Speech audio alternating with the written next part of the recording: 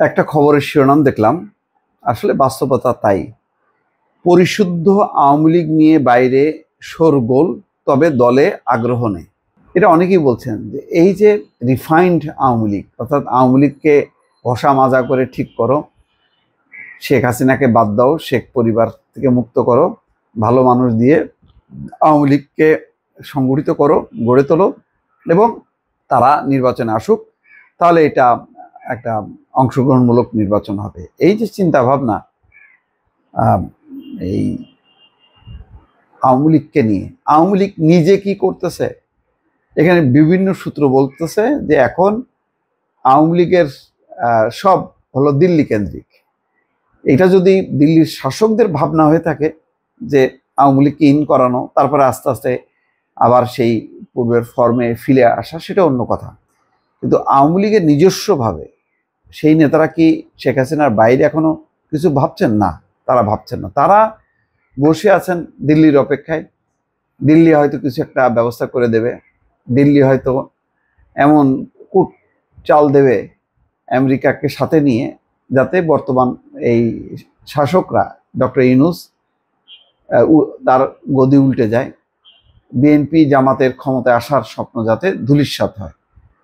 তারা একেবারে পুরোপুরি ওই দিল্লির উপর নির্ভরশীল। এখন এই খবরে বলা হচ্ছে যে আওয়ামী লীগ নিজস্বভাবে এই চিন্তা ভাবনা করছে না। রিফাইন বা পরিশুদ্ধ আওয়ামী লীগ কে করবে সেটা বড় প্রশ্ন। দলের বর্তমান সভাপতি শেখ হাসিনা নিজের পদ ছেড়ে কিংবা গুরুত্বপূর্ণ নেতাদের বাদ দিয়ে দল পুনর্গঠন করবেন, এমন কোনো ইঙ্গিত দলটির নেতারা এখনো পাননি।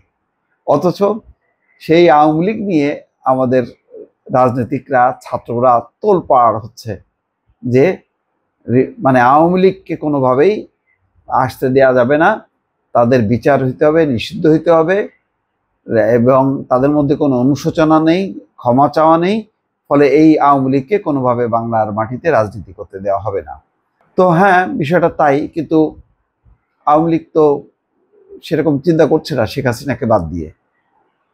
তবে কোনো কোনো নেতার ধারণা যে শেখ হাসিনাকে বাদ দিয়ে দেশের ভেতরে থাকা নেতাদের কারো উদ্যোগে দল পরিশুদ্ধ করার চেষ্টা হলেও হইতে পারে। তবে সম্প্রতি যেসব নেতার নাম আলোচনা এসছে, তাদের পক্ষে এটা কতটা সম্ভব বা তাদের উদ্যোগে তৃণমূলের নেতারা কতটুকু সাড়া দেবে তা নিয়ে প্রশ্ন আছে। আওয়ামী লীগের সূত্র বলছে শেখ হাসিনা সহ দলের অনেকে ভারতে আছেন, সেখান থেকে দল পুনর্গঠনে কোনো উদ্যোগ নেওয়া হলে তাতে শেখ হাসিনার ইচ্ছা এবং মতামত বেশি গুরুত্ব পাবে বলে ধরে নেওয়া যায়। এর বাইরে কোনো সংস্কার বা পরিশুদ্ধের উদ্যোগ নিলে তা আত্মগোপনে থাকা নেতাদের বাধার মুখে পড়বে বলে দলটির নেতাদের অনেকে মনে করছেন। অর্থাৎ দল পুনর্গঠনের ব্যাপারে শেখ হাসিনার সিগন্যাল থাকতে হবে। শেখ হাসিনার সিগন্যালের বাইরে যদি কেউ দল করে, তাহলে ওইটা ওই তৃণমূল বিএনপির মতন হবে। ওই যে বললো না, শমশের মবিন চৌধুরী, তৈমুর আলম খন্দকার, ওই রকম তৃণমূল বিএনপি হবে। এটা আর সমর্থন পাবে না। অথচ দেখেন, ওই হাসনাত আবদুল্লাহ ফেসবুক পোস্ট বলছে সেনাবাহিনীর ঊর্ধ্বতন কর্মকর্তাদের সঙ্গে বৈঠকের প্রসঙ্গ বলছে রিফাইন্ড আওয়ামী লীগ নামে নতুন একটি ষড়যন্ত্র নিয়ে আসার পরিকল্পনা চলছে। এই পরিকল্পনা পুরোপুরি ভারতের। সাবের হোসেন চৌধুরী, শিরিন শারমিন চৌধুরী ও ফজলিনুর তাপসকে সামনে রেখে এই পরিকল্পনা সাজানো হয়েছে। তো এইরকম সাজানোর কথা কিন্তু সেনাপ্রধান বলেনি।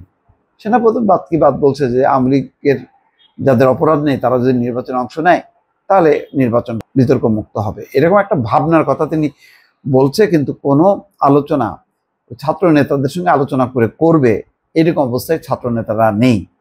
এখন হয়তো সেনাপ্রধান বা সেনা কর্তৃপক্ষ আফসোস করতেছে কেন তাদেরকে পাত্তা দেওয়া হলো, কেন তাদেরকে ইনভাইট করালো বা তাদের ডাকে সাড়া দেওয়া হলো। আওয়ামী লীগের তথ্য প্রচার সম্পাদক আমিনুল ইসলাম একটা স্ট্যাটাস দিয়েছেন, বলছেন যে কোনো রিফাইন নয়, একেবারে পিওর। পিওর মানে পিওর। বঙ্গবন্ধুর আওয়ামী লীগের রাজসিক প্রত্যাবর্তনের প্রতীক্ষায় গোটা বাংলাদেশ, নেতা অতি অবশ্যই বঙ্গবন্ধু কন্যা শেখ হাসিনা। আসলে ওইটাই মোহাম্মদ আরাফাত বলছেন যে আওয়ামী লীগের পুনর্গঠন যেটা হবে, ডয়েচে ভেলেকে বলছে যে আওয়ামী লীগের পুনর্গঠন যেটা হবে এর সঙ্গে আওয়ামী লীগের নেতৃত্বের কোনো সম্পর্ক নেই। আওয়ামী লীগের নেতৃত্ব এখনো বঙ্গবন্ধু কন্যা শেখ হাসিনার হাতে। আওয়ামী লীগের শীর্ষ থেকে শুরু করে তৃণমূল পর্যন্ত শতভাগ মানুষ শেখ হাসিনার নেতৃত্বের প্রতি আস্থাশীল। নেতৃত্ব নিয়ে পুনর্গঠনের কোনো সুযোগ নেই। অথচ পুনর্গঠিত করার জন্য তোলপাড়। এত যে তোলপাড়, তাতে একটা মানে দলের ভেতরেই মানে একটা ভাঙনের অবস্থা। অথচ আওয়ামী লীগ নিজে পুনর্গঠনের কথা ভাবছে না। এই খবরটা আজকে প্রথম আলোতে এসছে। দর্শক ভালো থাকবেন, আল্লাহ হাফিজ।